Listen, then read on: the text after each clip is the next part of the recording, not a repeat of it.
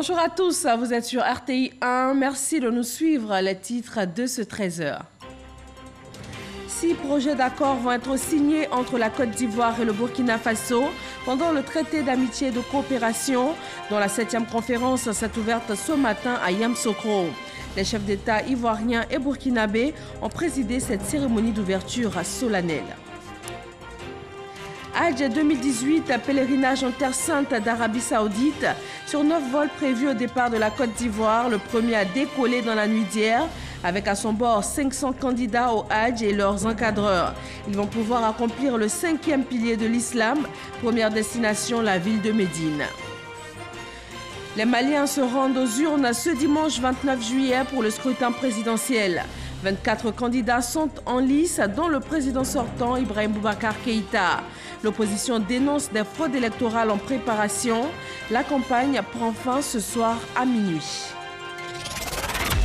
Merci d'être avec nous sur RTI 1 ce vendredi 27 juillet. La 7e conférence du traité d'amitié et de coopération entre la Côte d'Ivoire et le Burkina Faso s'est ouverte ce matin à Yamoussoukro.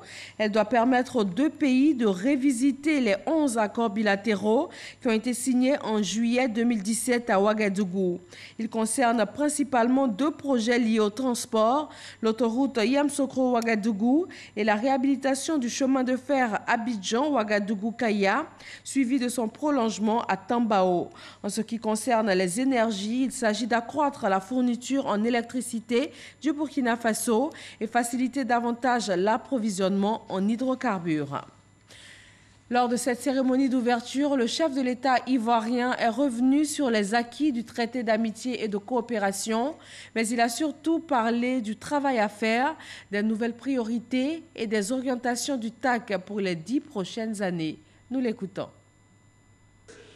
Les enjeux de cette 7e conférence au sommet sont liés à la réalisation des décisions et des directives que nous avons prises ensemble lors de la 6e conférence au sommet en juillet 2017 à Ouagadougou.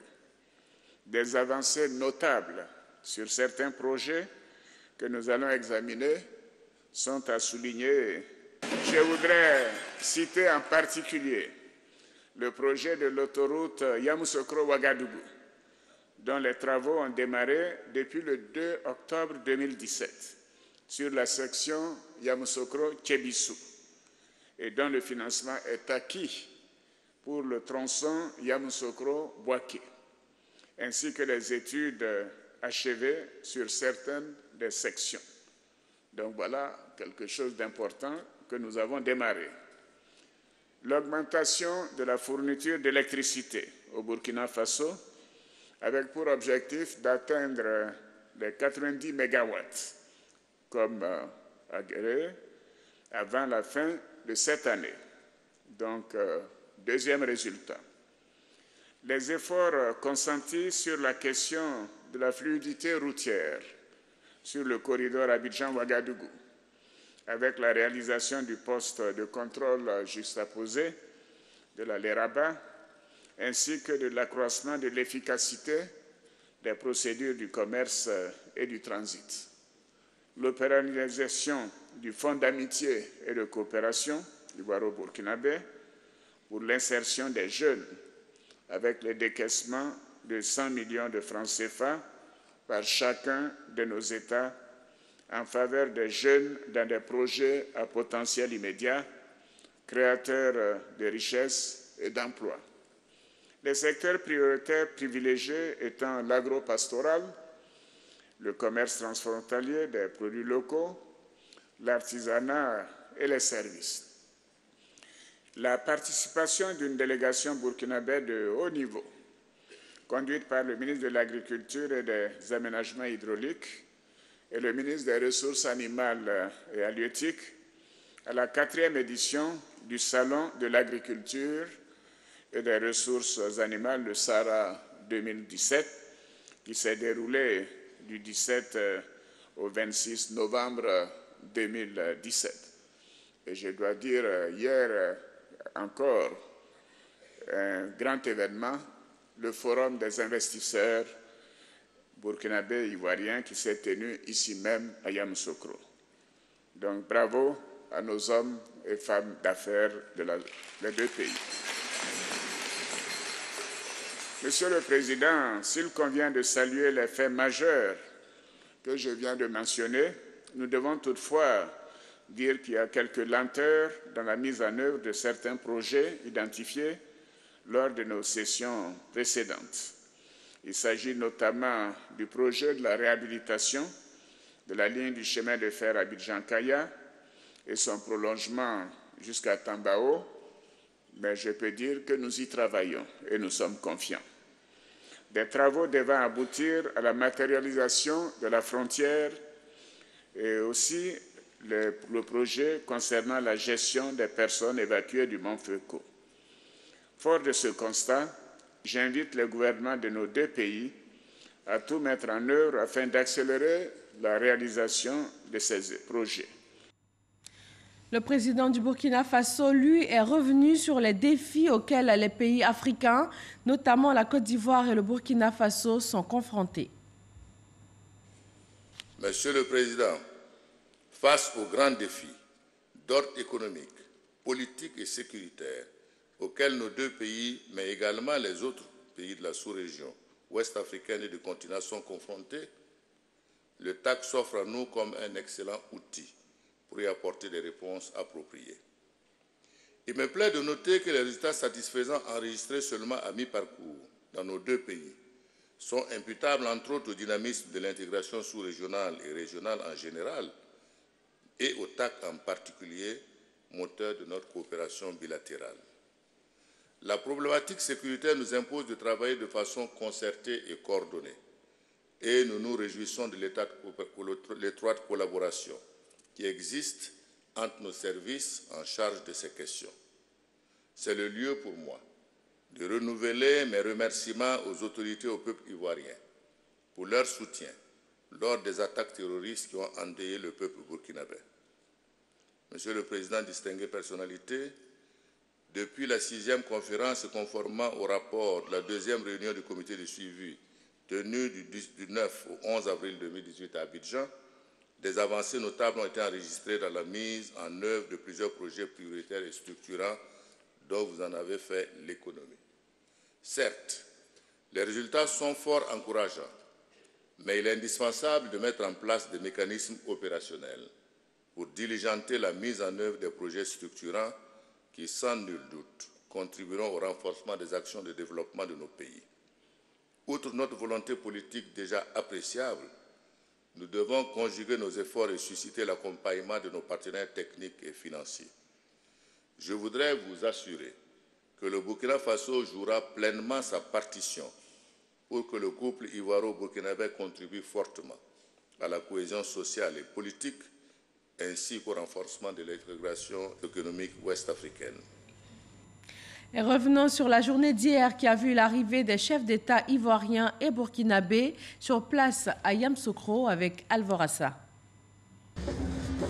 Les Ivoiriens et les Burkinabés se sont déplacés massivement à l'aéroport de Yamoussoukro pour réserver un bel accueil au président ivoirien Alassane Ouattara et Roch Marc Christian Kaboré du Burkina Faso, venus pour la 7e édition de la conférence au sommet du traité d'amitié et de coopération entre la Côte d'Ivoire et le Burkina Faso.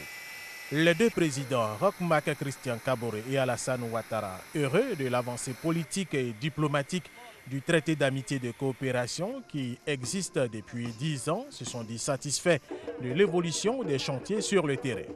Si nous tenons les traités tous les ans, c'est parce qu'il y a des évolutions et que nous suivons chaque fois les progrès qui ont été réalisés dans le cadre donc, du TAC. Je voudrais simplement dire que depuis que nous avons repris en main cette coopération entre nos deux pays, beaucoup de choses, beaucoup de conventions ont été signées. Si vous avez été témoin la dernière fois, aussi bien à Ouagadougou qu'à Yamoussoukro ici lorsque nous sommes venus. Et cette fois-ci encore, nous allons en signer d'autres. Par ailleurs, un certain nombre de dossiers qui sont des dossiers structurants pour lesquels nous nous étions engagés de part et d'autre, notamment la question de l'autoroute entre Ouagadougou et Abidjan, alors que la Côte d'Ivoire a fait d'importants progrès là-dessus, le Burkina également s'attelle à partir de l'année prochaine à démarrer cette autoroute qui va être, je dirais, un projet, constructif pour nos deux pays. Je voudrais d'abord remercier M. le Président d'avoir fait le déplacement à Yamoussoukro. Nous étions l'année dernière à Ouagadougou. Je considère que les choses se passent bien et nous continuerons de faire des progrès et nous sommes confiants. Après les moments d'échange avec les populations, les deux chefs d'État ont eu un tête-à-tête en présence du vice-président ivoirien Daniel Cablon-Duncan, des deux premiers ministres et des membres des deux gouvernements. Rappelons que ce vendredi a lieu la 7e conférence au sommet du traité d'amitié et de coopération entre la Côte d'Ivoire et le Burkina Faso, où les deux présidents, Alassane Ouattara et Roch-Marc Christian Kaboré, vont entériner les projets d'accord soumis au Conseil conjoint des deux gouvernements par les experts ivoiriens et burkinabés. Et c'est toute la ville de Yamoussoukro qui est aux couleurs de ce sommet de traité d'amitié et de coopération Côte d'Ivoire-Burkina Faso. Hier jeudi, un conseil de gouvernement s'est tenu à la Fondation Félix Houphouët-Boigny pour la recherche de la paix. Les deux pays ont réaffirmé leur détermination à relever conjointement les grands défis du développement. Chiram Kofi Aboula. Fondation Félix Houphouët-Boigny pour la recherche de la paix dans la capitale politique ivoirienne, Yamoussoukro. Un décor on ne peut plus particulier pour une rencontre également particulière ce jeudi. Il s'agit du Conseil de gouvernement conjoint Côte d'Ivoire, Burkina Faso, où sont toujours côte à côte ministres ivoiriens et burkinabés, et cette fois pour marquer la 7e conférence au sommet du traité d'amitié et de coopération entre les deux pays. Pour le Premier ministre du Faso, c'est une occasion opportune pour indiquer que cette coopération bilatérale est à jamais un instrument intégrateur nécessaire à l'amélioration du climat des affaires. Aujourd'hui, plus qu'hier, la coopération bilatérale entre la République de Côte d'Ivoire et le Burkina Faso est riche d'expérience, eu égard aux domaines variés qu'elle couvre. En effet, depuis la signature de notre traité, le cadre juridique de notre coopération s'est renforcé d'environ 70 accords, ce qui illustre le dynamisme de cette coopération et l'intérêt que nous portons à cette amitié exemplaire et séculaire. Je saisis cette occasion pour inviter solennellement les acteurs qui, au quotidien, travaillent à la mise en œuvre de ces engagements à redoubler d'efforts pour l'atteinte des objectifs de notre traité, à savoir le développement des projets intégrateurs, l'amélioration du climat des affaires et la fluidification du trafic entre nos deux corridors, la stimulation du processus d'intégration régionale et sur-régionale, ainsi que la promotion du bien-être des peuples burkinabés et ivoiriens. Le Premier ministre ivoirien ne dit pas autre chose. Il estime que la Côte d'Ivoire et le Burkina Faso ensemble peuvent faire face efficacement aux grands défis comme par exemple le terrorisme qui constitue un obstacle majeur au développement. La tenue de ce Conseil conjoint de gouvernement revêt une signification particulière dans un contexte où nous sommes invités à donner une nouvelle impulsion à notre coopération. Il s'agira pour nous de dresser l'état d'exécution des décisions et engagements pris par nos deux chefs d'État lors de la 6e conférence au sommet tenue en juillet 2017 à Ouagadougou. Comme à chacune de nos sessions, nous accorderons une attention particulière aux grands projets d'intégration tels que mentionnés dans le projet d'ordre du jour. Au titre des dossiers spécifiques, de nouveaux sujets de préoccupation sont à prendre en considération en raison de l'importance grandissante qu'ils prêtent désormais dans notre quotidien.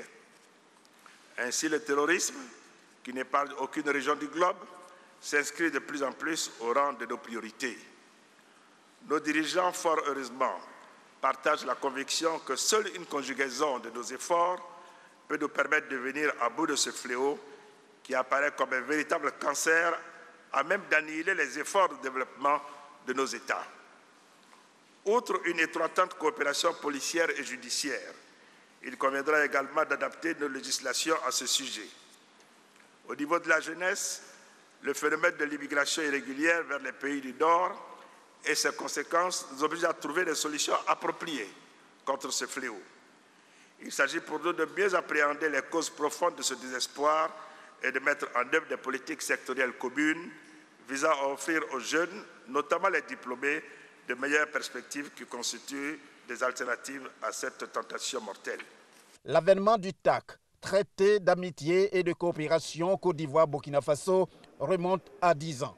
Pour les deux parties, que de chemin parcouru, mais beaucoup reste encore à faire au regard des liens séculaires qui les obligent à toujours marcher dans la même direction. Le TAC, c'est aussi un forum économique. Plus de 300 opérateurs économiques sont présents, dont une centaine venus du Burkina Faso. De 2013 à 2017, les échanges commerciaux entre les deux pays sont passés de 255 à 320 milliards de francs CFA. Mahama Traoré. Une forte mobilisation d'hommes d'affaires pour ce premier forum économique ivoiro-burkinabé. La preuve qu'il était temps pour la conférence du traité d'amitié et de coopération Côte d'Ivoire-Burkina Faso de s'ouvrir au secteur privé. Les secteurs privés ivoiriens et burkinabés sont appelés à jouer un rôle moteur de cette intégration tant souhaitée pour nos pays liés politiquement, socialement, économiquement par une histoire partagée que nous connaissons tous. Ce forum économique permettra surtout de nouer de nouveaux contacts d'affaires afin d'explorer les possibilités d'alliances économiques, stratégiques à travers les jointures, la co-traitance et la sous-traitance pour l'exécution des projets dans nos deux pays et voire dans la sous-région. En initiant ce forum, il s'agit pour les gouvernements ivoiriens et burkinabés de booster le niveau actuel des échanges économiques entre les deux pays.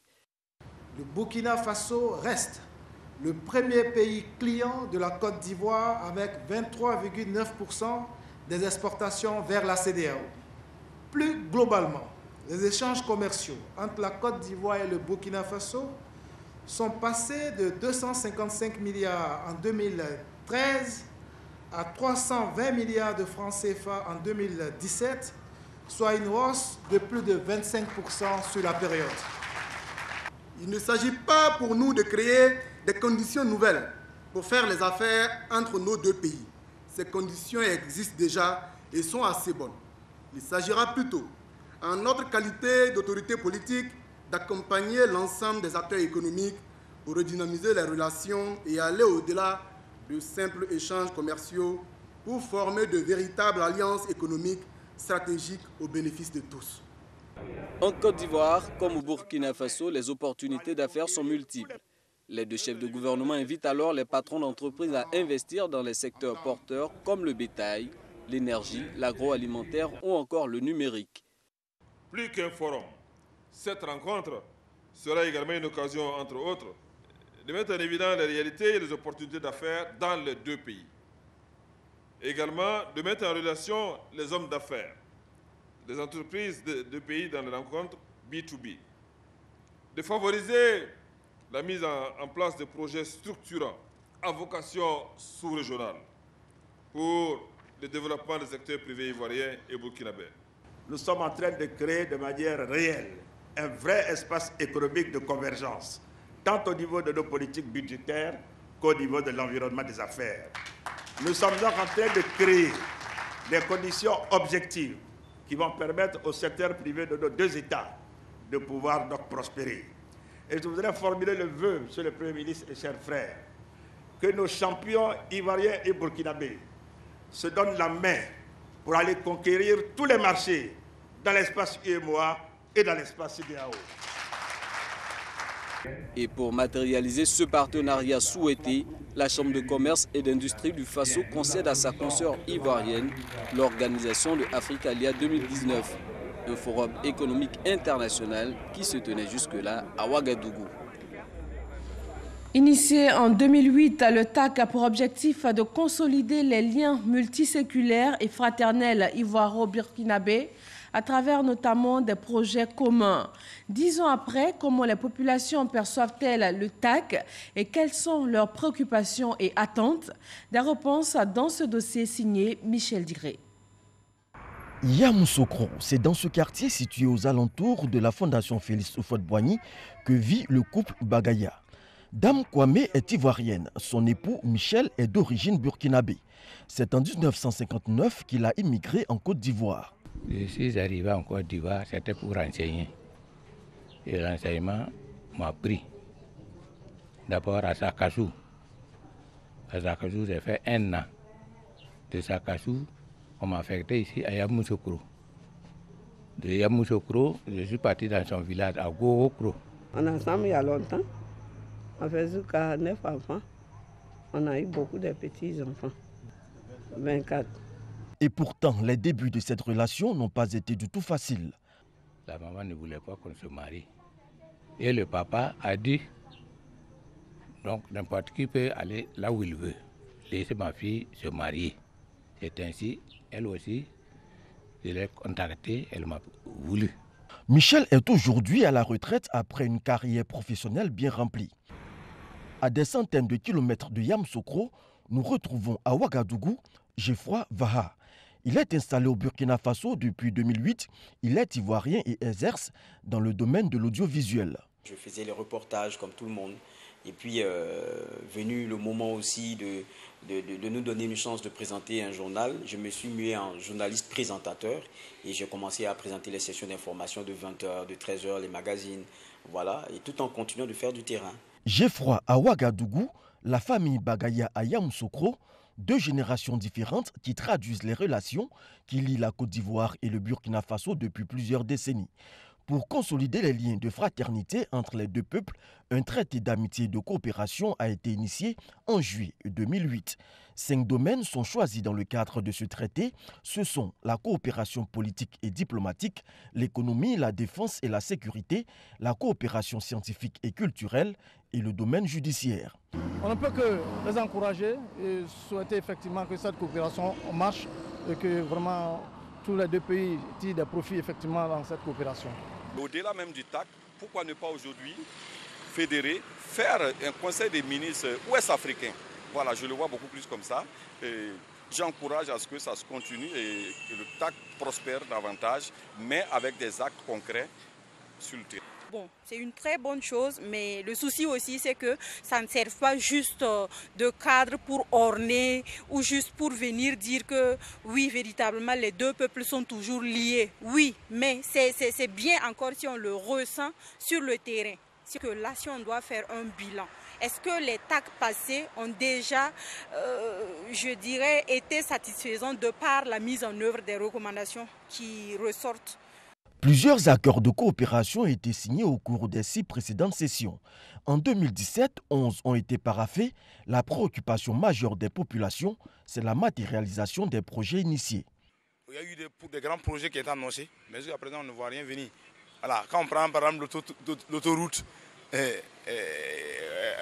Côte d'Ivoire-Burkina, jusqu'à présent, Abidjan-Ouaga, on ne voit pas, on ne voit rien venir. Le comité conjoint de suivi des recommandations du TAC, réuni en avril dernier, note cependant des avancées.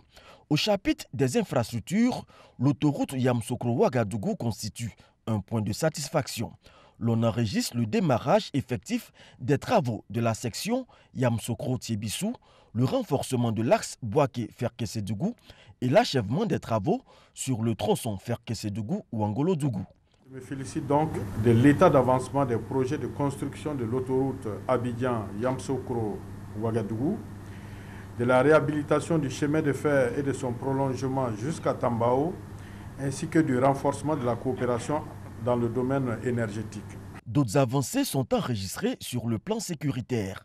Aujourd'hui, on parle de mutualisation des efforts, mutualisation des renseignements, mutualisation aussi des actions, et c'est important dans une sous-région où la menace est partout.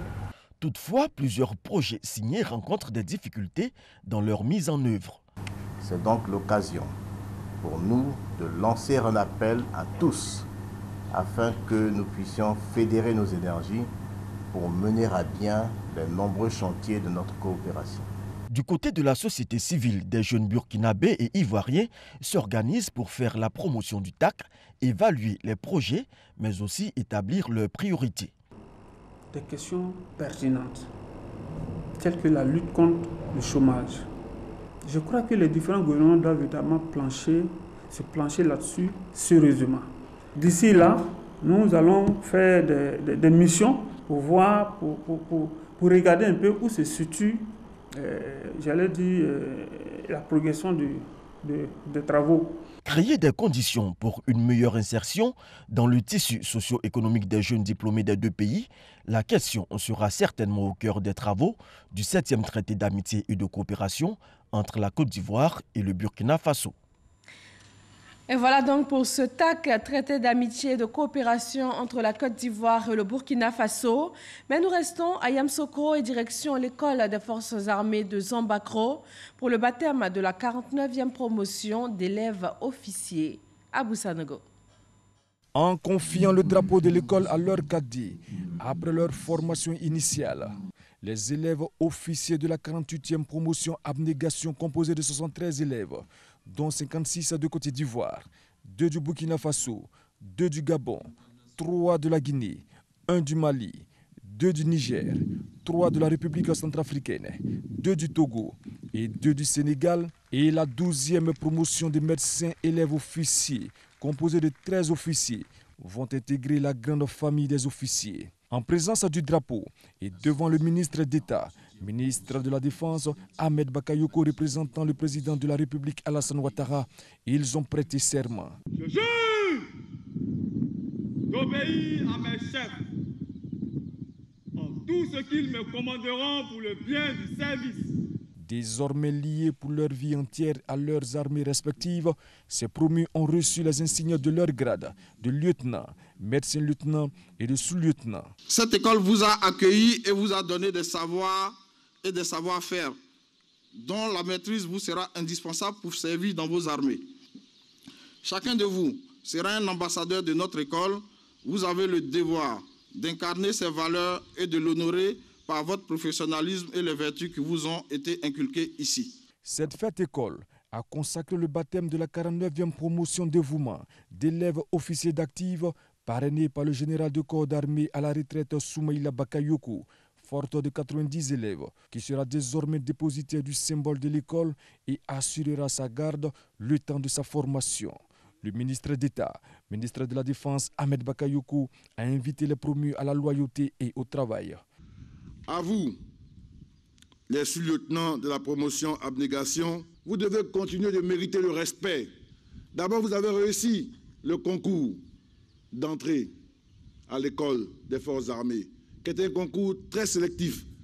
Vous devez être les premiers à vous accorder de la considération et du respect à travers vos actes, votre engagement au service de la nation. Nous sommes en train de construire une armée modèle, une armée républicaine, où la discipline et l'ordre basés sur la chaîne de commandement est essentiel. L'armée, c'est le socle d'une nation, c'est la force d'une nation. L'armée ne doit pas être un problème ou un point faible dans le développement, dans l'évolution d'un pays. Une visite de l'école des forces armées, notamment le nouveau bâtiment troupe et la piscine, ont meublé cette fête école. Cette cérémonie n'est que la première d'une longue carrière qui fait de l'officier un meneur d'hommes, car il n'est de commandement qui vaille sans l'exemple, le rayonnement, la compétence, l'amour des hommes et de la patrie. Les résultats du baccalauréat session 2018 sont connus depuis le 24 juillet dernier. Le taux de réussite est de 46,09%. Pour guider ces nouveaux bacheliers dans le choix de leurs orientations scolaires et aussi professionnelles, le Salon de l'orientation a ouvert ses portes hier jeudi avec 80 participants et plus de 3500 visiteurs sont attendus. Dans l'actualité religieuse, c'est la période du pèlerinage à la Mecque pour la communauté musulmane. Le premier contingent ivoirien, fort de 500 candidats au Hajj et leurs encadreurs, a quitté Abidjan dans la nuit d'hier à destination de Médine en Arabie Saoudite. C'est la toute première étape de l'accomplissement des rites de ce 5e pilier de l'islam. Parga se reconnaît. Aérogare sud de l'aéroport international Félix Houphouët-Boigny. Il est un peu plus de 22 heures. Ces candidats au Hajj du contingent étatique doivent se rendre en Terre Sainte d'Arabie Saoudite en vue d'accomplir le 5e pilier de l'islam, le pèlerinage à la Mecque. Une fois la porte de l'Aroga franchie, ils montent dans le cobus. Direction le tarmac. À leur arrivée, ils sont conduits dans l'avion. À l'intérieur, ces futurs pèlerins sont accueillis par le personnel du vol, puis installés. Ils se disent heureux de se rendre en Arabie Saoudite à la recherche du salut. Nous disons merci à Dieu, Allah, qui a permis cela. Nous allons prier pour le pays, afin qu'il y ait la paix. Parce que sans paix, on ne peut pas prier sincèrement le Dieu que nous adorons. Je suis très heureux d'effectuer le 5e pilier de l'islam, qui est le Hajj. Et je remercie Allah subhanahu wa ta'ala qui donne la possibilité à tous les musulmans du monde entier d'effectuer le Hajj. Ces pèlerins ont reçu la visite des autorités ivoiriennes, venues les encourager et leur apporter le soutien du gouvernement, mais également la visite des responsables du COSIM, Conseil supérieur des imams en Côte d'Ivoire. Le gouvernement a pris toutes les dispositions en tout cas pour que tout se passe dans de très bonnes conditions. Nous sommes venus donc pour leur dire au revoir et souhaiter un très bon voyage, un très bon pèlerinage à chacun d'entre eux. Aujourd'hui, les pèlerins ivoiriens sont les mieux traités en Arabie Saoudite. Et nous sommes même enviés par la plupart des autres pèlerins. Et je pense que cela est à l'actif du gouvernement. Nous devons remercier le gouvernement et nous prions pour le gouvernement. Nous prions aussi pour nos pèlerins. Les autorités et les guides religieux ivoiriens avaient à leur côté les diplomates saoudiens qui se réjouissent de la bonne organisation du Hajj par le gouvernement ivoirien. Chaque année, il y a une amélioration constante de l'organisation. Nous saisissons cette occasion pour remercier le ministère de l'Intérieur et toutes les organisations qui ont participé à l'organisation du Hajj. C'est aux environs de minuit que l'avion transportant les 500 premiers candidats du Hajj a quitté l'aéroport. Au total, 6800 pèlerins, dont 5000 du contingent étatique et 1800 du privé, pendant un mois, vont accomplir les différents rites du pèlerinage à la Mecque. Sur la scène politique ivoirienne, c'est aujourd'hui le 4e congrès ordinaire du Front populaire ivoirien FPI. Il y sera question de la remobilisation des militants et aussi des élections de 2020. Nous allons retrouver sur place au Palais des Sports de Treichville Herman Guivet. Herman Guivet, bonjour. Est-ce que vous pouvez nous dire comment se déroulent les choses sur place au moment où ce congrès va démarrer ? Bonjour Fatou, nous sommes ici donc au Palais des Sports de Treichville, le Palais des Sports de Treichville qui ouvre depuis ce matin ses portes au 4e congrès extraordinaire du Front populaire ivoirien. Et comme vous pouvez certainement le constater, eh bien, en arrière-plan, de longues files d'attente formées depuis ce matin, des files d'attente de militants du Front populaire ivoirien venus de plusieurs villes de la Côte d'Ivoire, venus prendre donc part à ce 4e congrès extraordinaire du FPI. Thème donc choisi pour ce 4e congrès, mobilisation et engagement pour la démocratie et l'alternance en 2020, un thème choisi pour, dit-on, remobiliser les militants du Front populaire ivoirien et les préparer pour l'alternance en 2020. Nous avons pu échanger avec certains responsables de section de ce parti qui nous ont rassurés sur ce que le message qui sera donc porté aux militants portera essentiellement sur la remobilisation, sur la détermination du parti à aller aux élections en 2020 et pourquoi pas de conquérir le pouvoir en 2020. Ce qu'il faut également retenir, c'est que ce congrès se déroulera sur 2 jours, aujourd'hui vendredi et demain samedi. Demain samedi donc qui verra la clôture de ce congrès et d'importantes décisions devraient donc sortir de ce congrès, le congrès du Front populaire ivoirien. Merci Herman Guivet. Nous suivrons bien sûr le déroulement de ce congrès. Parlons maintenant de l'élection présidentielle au Mali. La campagne électorale pour le scrutin qui va se tenir ce dimanche 29 juillet prend fin aujourd'hui à minuit. 24 candidats sont sur la ligne de départ. Le reportage de notre envoyé spécial sur place au Mali, Sidonie Davila. La campagne présidentielle au Mali prend fin ce vendredi. Pour les derniers meetings, les candidats choisissent pour la plupart d'être en région. Pendant ce temps, à Bamako, la capitale continue de vibrer au rythme de la campagne. Nous devons amener tous les Maliens, toutes les Maliennes ensemble, pour qu'on puisse commencer à travailler ensemble, sans avoir peur que l'un ou l'autre vous porte ombrage. Tu es un ingénieur, il y a un économiste ou un juriste qui connaît son domaine mieux que toi. Ensemble, vous allez progresser. C'est ça que je veux faire dans ce pays-là. Dans les différents QG, c'est l'heure du bilan après 3 semaines de terrain.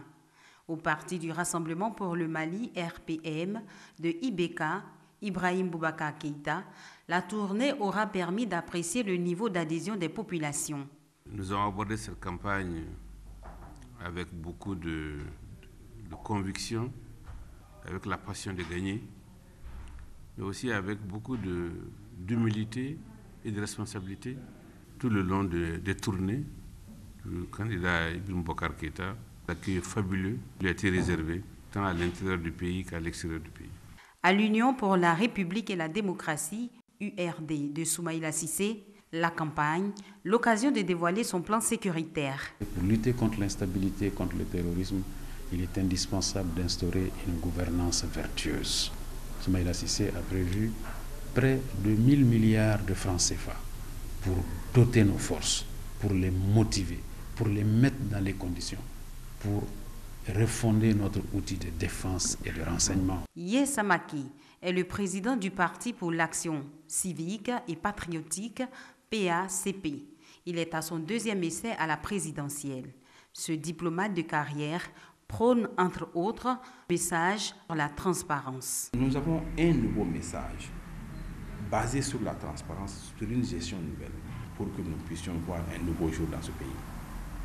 Ce que j'ai toujours dit, il faut qu'on aille au-delà des lignes partisanes. Et c'est ce que nous allons nous allonger, parce que le message que nous passons, les gens reçoivent cela. La course au palais de Koulouba, dimanche, les Maliens vont voter pour élire leur prochain président parmi 24 prétendants. Tous appellent à une présidentielle apaisée. Et revenons pour terminer sur la 7e conférence du traité d'amitié et de coopération entre la Côte d'Ivoire et le Burkina Faso qui s'est ouverte ce matin à Yamoussoukro.